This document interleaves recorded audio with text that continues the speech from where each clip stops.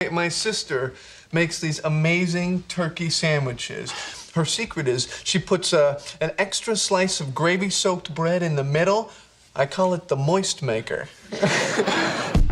Hey, what's up, guys? It is that magical time of year, and I'm very happy to be doing a Thanksgiving special where we're going to be making Ross Geller's disgustingly named Moist Maker Thanksgiving Sandwich.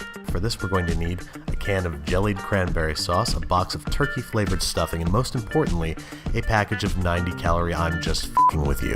The night before sandwich day, we want to prep our 20-pound bird by butterflying it. This means cutting out the spine and flattening, which is a long, arduous process if you don't have the right scissors. So go out and get some poultry shears, because this is really super hard unless you have the right tools. Hang on to the spine, we're going to be making gravy out of that, but for now it's time to remove the wishbone, which is going to make flattening the turkey a whole lot easier. Now you can still make a wish with the wishbone, but it's not quite the same, is it? Bust out your best chiropractor skills and press down hard on the center of the breastplate, breaking it in half. Turn the bird around so the audience can see what you're doing. Add about 2 tablespoons of baking soda to about a cup of salt and coat this guy liberally. You want it to look kind of like a light snowfall. Now our friend is headed to the fridge for 24 hours. You're going to want to get some sleep because tomorrow is going to be a long day. Oh, good morning, everybody. I hope you don't mind if I work in my jammers. First things first, we gotta make turkey stock. We're gonna start by cutting our turkey spine and neck into manageable pieces that we want to brown in a large stock pot. Make sure you get some nice brown color all over. Before adding some aromatics, we want carrots, turnips, parsnips, onions, a little bit of thyme, black peppercorn, handful of parsley, and then we're going to cover it with cold water and bring it to a gentle simmer. It should already smell like Thanksgiving. Oh, don't forget to add a handful of halved garlic cloves. Set that aside to simmer, and now it's time to make our stuffing. We're going to cube a whole loaf of good hearty sandwich bread that we're going to put on a large baking sheet and place in a low oven for about 2 hours. Just enough time to get dressed for dinner and start making our other stuffing stuff. We're going to start by browning a pound of plain pork sausage. Do this over high heat and keep letting it stick and scraping it up so we get some good fond going.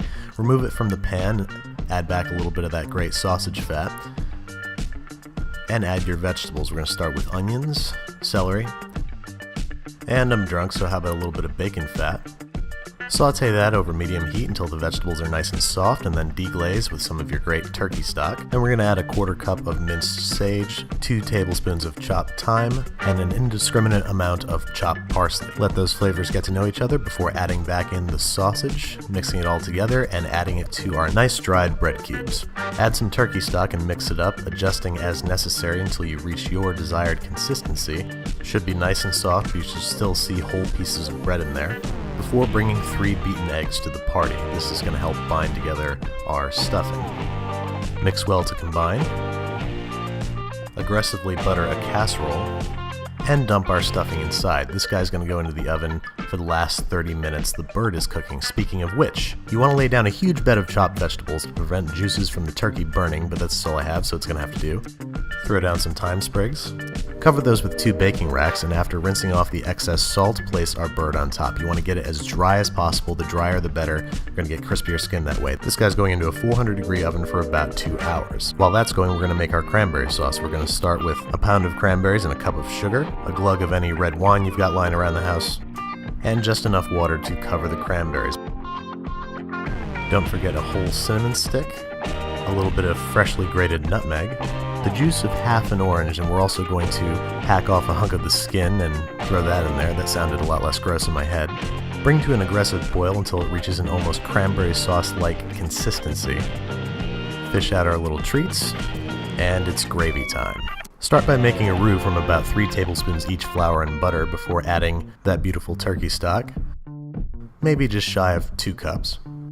Make sure you keep whisking it the whole time so you don't end up with any lumps. Season it with salt and pepper as desired and boil it down to your favorite consistency.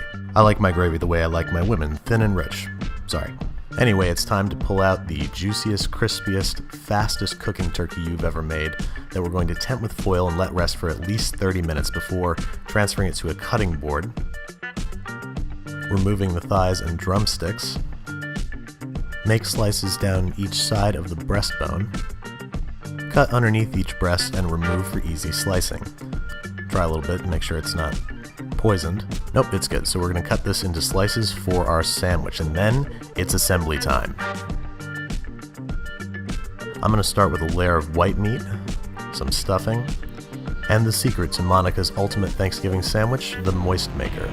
A slice of bread dipped in gravy. Then I'm going dark meat on the top, more stuffing, some cranberry sauce, slice of bread, squish it down, slice it up, and check out that cross section. Then eat it as fast as you can before your coworkers steal it.